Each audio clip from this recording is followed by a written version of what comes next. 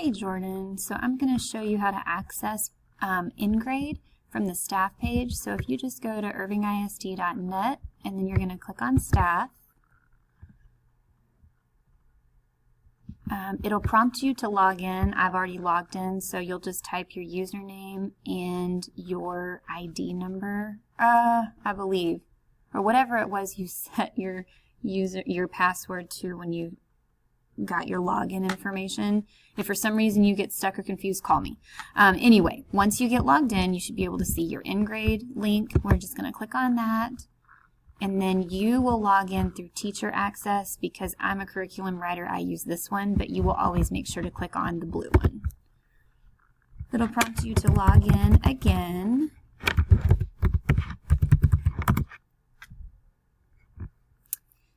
And then once it pulls up, this should be the first thing that you see. If it's not, when you come over here to the left side, you're going to make sure to select Course Maps.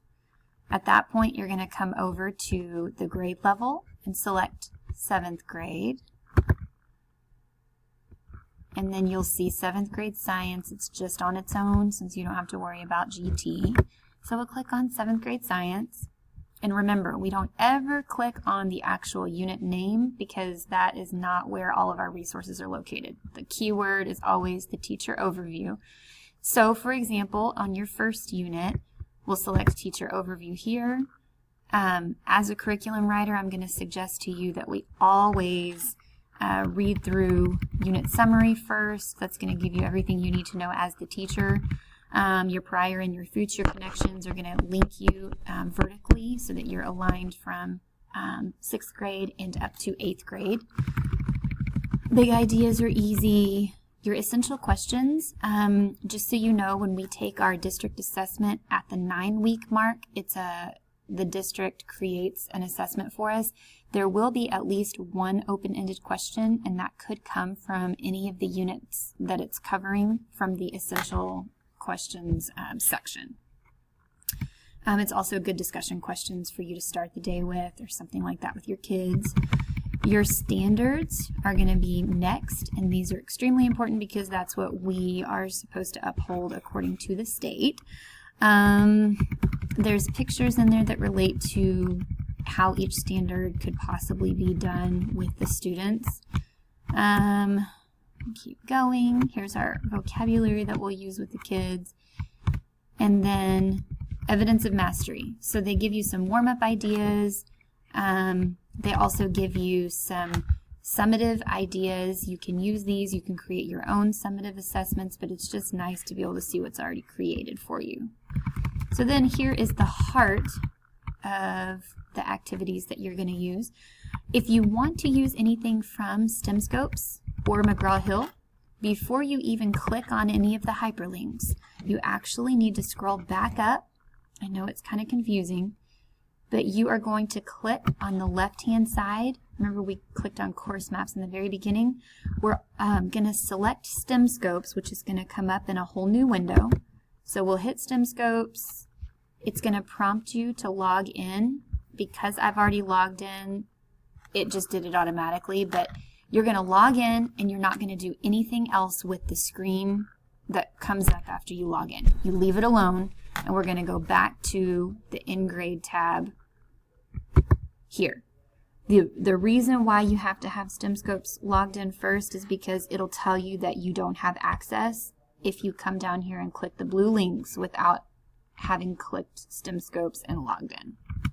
So, another thing to note, anything that has an asterisk out to the side is what we would suggest to new teachers to use for the E's, because we typically teach with a 5E model.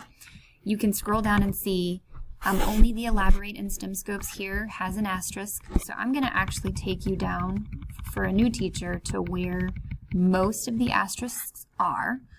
For Engage, we have a scavenger hunt here from the Irving resources, and I have Who Has as a fun activity. So you can just open these up, click on them, it'll come up. You can always go back to the InGrade resource. Hello? It's me. Okay. Hi, I'm I've seen this. Suji. This is your office. Yes. Okay, Jordan, sorry for the interruption. So once you clicked on this, it'll open it up in a new window. You just go back to InGrade and keep browsing through. So notice you've got your Engage here. We also have Explore, which explains to you everything that we would need to do for this particular activity. Same thing for Explain, but notice the Elaborate does not have the asterisk because that is up at STEMscopes. So if I wanted to, I would click on the teacher guide to identify what I need to do for this activity. Here's a brief synopsis of what it looks like. We can scroll down, read through it. Basically, just a quick experiment that we can provide the kids. And then if I wanted to go back to InGrade and find the last E, Evaluate, I'm going to scroll back down and look for my asterisk. You're more than welcome to use any of the E's. You do not have to use these, but if you find yourself in a bind, that's what the asterisks are there for. So if you keep scrolling down, you've got library resources if you wanted to watch videos. I also told you that you could find the Twig or content connection videos in STEMscopes. So I'm going to click back over to my STEMscopes tab that was already opened when I logged in, this one here. If I go into a particular scope, let's say I want grade 7,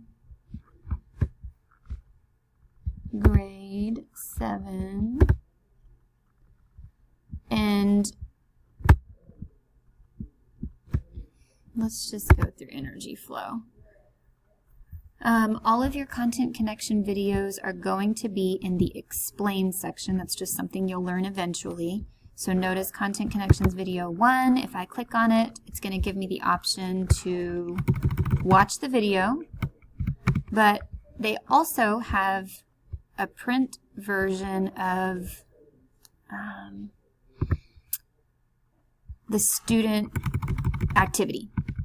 Whatever the students are going to be asked to identify in the video, it's always nice to give them something to keep them accountable to watching it. So you can always use YouTube if you want, but just know that according to specific units, you have access to these content connection videos in InGrade through STEMscopes all year long. And then one other thing that I'm going to take you through that has nothing to do with one more thing. When you scroll all the way down to the bottom, if you have special ed students or ESL students and you want to modify for them, these are possible accommodations that you can use.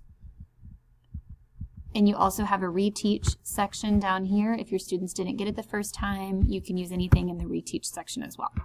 So I hope you feel reasonable about InGrade. Remember, if you have any questions at all, email me, text me, call me anytime.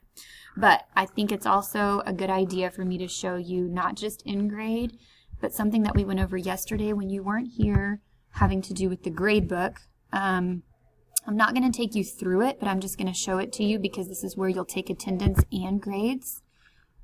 When you click on Gradebook, you're going to click on the blue link to be able to log in, but don't do it yet because the only thing I'm going to show you is the blue man is your help person, and you're going to scroll down and watch every video here before you actually take attendance. If you have any questions about it, let me know. Good luck.